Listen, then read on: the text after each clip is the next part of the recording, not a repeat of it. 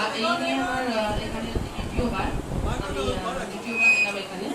অদ্ভুত, প্রথমবার আসার পর থেকে একটা অদ্ভুত টান অনুভব করছি সত্যি কথাই।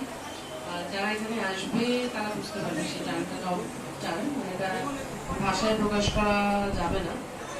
আজকে আমি আমার দিদি, আমার মা, আমার দুই কাকিমা তাদেরকে নিয়ে এখানে এসেছি, কারণ আমার দিদি যেহেতু বাইরে থাকে, ওর এই ও এখনো শ্যামসুন্দরী মার দর্শন পায়নি, তাই আজকে ওকে এখানে নিয়ে আসা এসে তো ভীষণই ভালো লাগছে।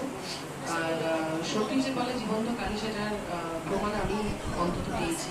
কারণ আমি এর আগের বার যখন এসেছিলাম, এসে প্রচুর গল্প শুনছিলাম সবার কাছ থেকে যে শ্যামসুন্দরী মা জীবন্ত, কাউকে নিরাশ করে না, যে যা চায় সেটাই পায়। তো তার আগে আমাকে কৃষ্ণেন্দু ফুল, মায়ের পায়ে চড়ানো ফুল, হ্যাঁ সবটাই দিয়েছে, সব আমার পাওয়া হয়ে গেছে। তারপরে এত আমি গল্প শুনছি, আমি তখন মায়ের দিকে এক দৃষ্টিতে তাকিয়েছিলাম আর মনে মনে বলছিলাম যে সবাই বলছে তুমি সত্যি এত জীবন্ত, তুমি যদি সত্যি জীবন্ত হয়ে থাকো তাহলে তুমি আমাকে একটা প্রমাণ দাও। আমি তো সবই পেয়ে গেছি তোমার কাছ থেকে, ফুল, মায়ের পায়ে ছোঁয়ানো ফুল সবই পেয়ে গেছি। আমি বললাম যে তুমি তাহলে একটা কাজ করো, তুমি আরেকটা ফুল আমাকে দাও, যেভাবেই হোক তোমার মানে পায়ে ছোঁয়ানো আরেকটা ফুল আমি চাই।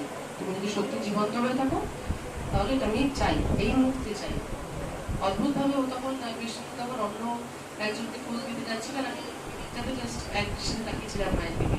ও জাস্ট এসে আমার হাতটা দিয়ে আমার হাতের মধ্যে ফুলটা দিয়ে দেয়, মানে উইদিন আ সেকেন্ড, মানে আমি এক ফোঁটা এটা মানে বাড়িয়ে বলছি না,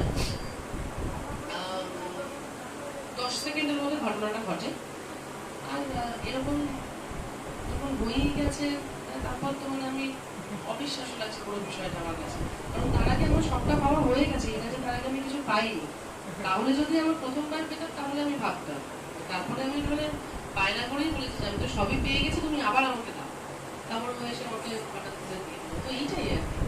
আর সবসময় আমার মনে হয় আসলেই যে সবকিছু মানে অনেক কিছু চাইতে হবে তেমন না। আমি দেখা করতেও আসতে পারি, এমনি গল্প করতেও আসতে পারি। আজকে নেই, তাই আমি গল্প করতেই এসেছি মায়ের সাথে।